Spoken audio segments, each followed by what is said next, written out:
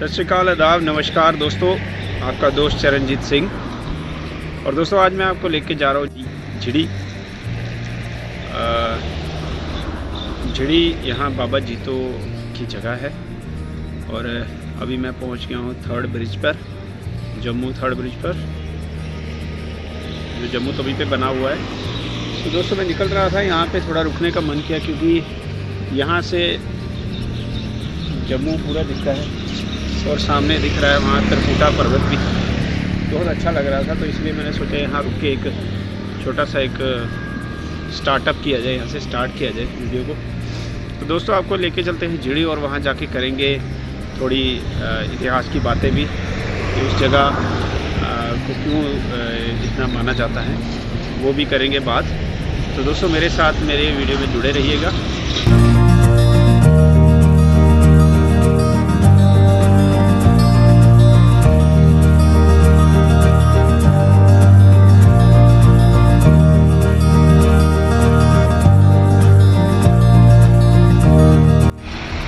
दोस्तों जम्मू अखनूर हाईवे जो है, इस पे फ्लाईओवर का काम चल रहा है, ये देखिए। और इसलिए रास्ता थोड़ा ख़राब है और मेरी स्पीड भी बहुत ख़राब है। और दोस्तों साथ में इसके साथ ही ये पार्क है एक, जब से ये काम लगा है इस पार्क का भी थोड़ा सा काम ख़राब ही है। और दोस्तों जब ये फ्लाईओवर बन जाएगा उसके बाद जो है कभी इसके ऊपर से राइड करेंगे और टाइम भी काफ़ी बचेगा जब बन जाएगा। चलते हैं दोस्तों धीरे धीरे। तो यहाँ बहुत टाइम लग रहा है, रास्ता बहुत ख़राब है। चलिए कोई बात नहीं, ठान लिया है तो पूरा करके रहेंगे अब।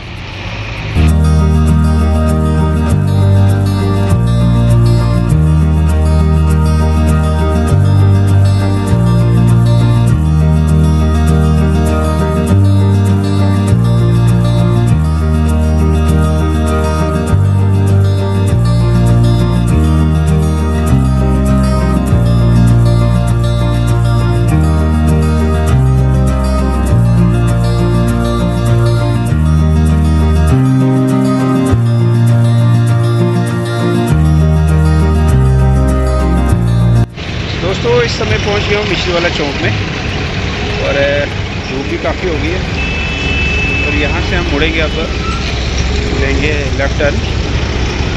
और ये जो ख़राब रास्ता था ये मुझे लगता है अब ख़त्म हो जाएगा, आगे रास्ता अच्छा है।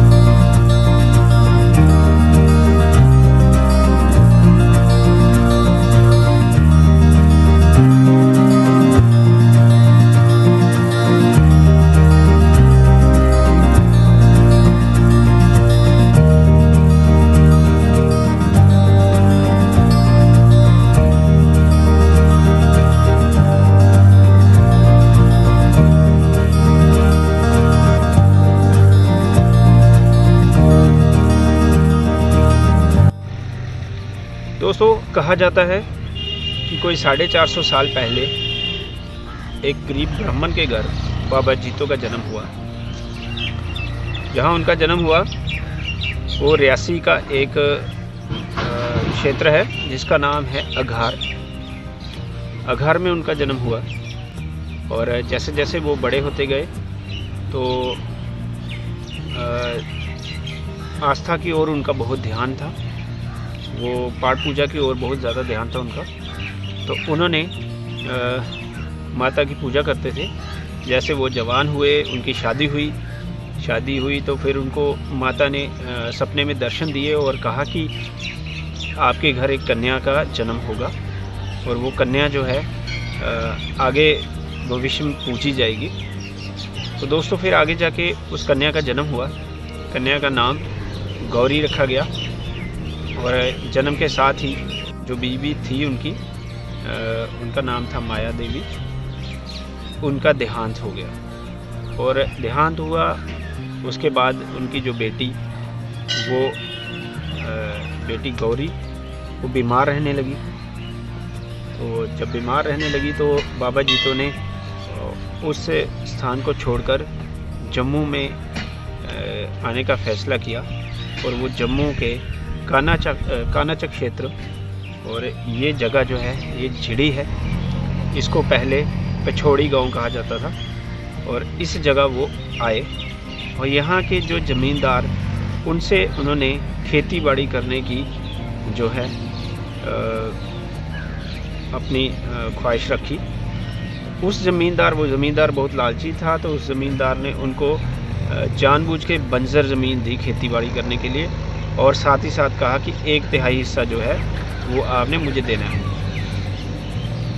अभी भी ऐसा ही होता है, कई गरीब जो परिवार हैं वो ऐसे ही 1/3 हिस्से पे खेती बाड़ी करते हैं। तो उस दौरान उन्होंने ये बात कही, पर बाबा जी एक किसान थे, बहुत मेहनती थे। उन्होंने इतनी मेहनत की और उस बंजर ज़मीन को उपजाऊ बनाया। तो फिर उस साल बहुत ज़्यादा अनाज हुआ। ज़्यादा अनाज देख के जो ज़मींदार था उसकी नीयत ख़राब हो गई और वो उस सारे अनाज पर कब्ज़ा करना चाहता था। तो उसी दौरान बाबा जी जो थे इस चीज़ से राज़ी नहीं थे। उन्होंने उनका विरोध किया, पर ज़मींदार बहुत ही अड़ियल था।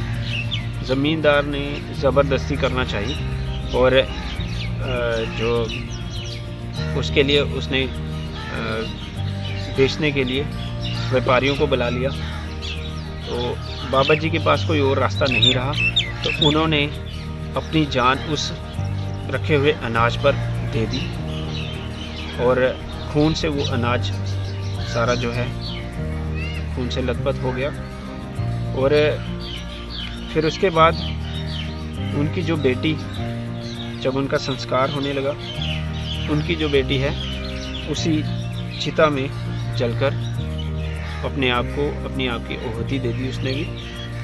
और उन्हीं की याद में ये पीछे जो मैं दिखा पा रहा हूँ आपको, ये एक जो वाइट कलर में है ये है उनकी समाधि, और वो जो आगे है वो है उनकी याद में बनाया गया मंदिर। तो दोस्तों एक और कहावत भी है, कहा जाता है कि वो जो अनाज था वो जिस परिवार ने खाया है उसको इसकी अभी तक वो जो श्राप जो लगा हुआ है, इसीलिए वो हर साल यहाँ पे मेला होता है और वो मेले में वो जो सारे परिवार हैं वो यहाँ पे आते हैं, ये भी कहा जाता है। और साथ में दूसरी बात ये जो मंदिर है ये बनाया था उस टाइम के तत्कालीन राजा थे, उनका नाम था अजब देव ने क्यों बनाया, क्योंकि यहाँ के जो लोग थे जब बाबा जी की मृत्यु हो गई तो उसके बाद यहाँ के जो लोग हैं वो बीमार रहने लगे, खासकर वो ज़मींदार जो था उनकी फैमिली बीमार रहने लगी। तो इसीलिए उनकी याद में ये मंदिर बना है। और मैं बहुत सौभाग्यशाली हूँ कि मैं ऐतिहासिक जगहों को आपको दिखा पाता हूँ और आज मैं यहाँ भी आया हूँ।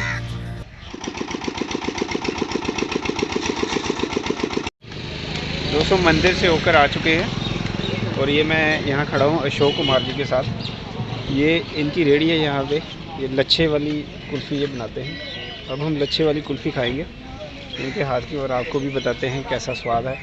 अगर आप कभी यहाँ आए तो बिल्कुल मंदिर के सामने इनकी रेहड़ी होती है अशोक कुमार जी की। और देखिए मुझे बहुत अच्छा लगा इनकी साफ़ सफाई देखकर, बहुत अच्छा इन्होंने मेंटेन किया हुआ है। तो मन कर पड़ा है खाने का, चलिए खाते हैं।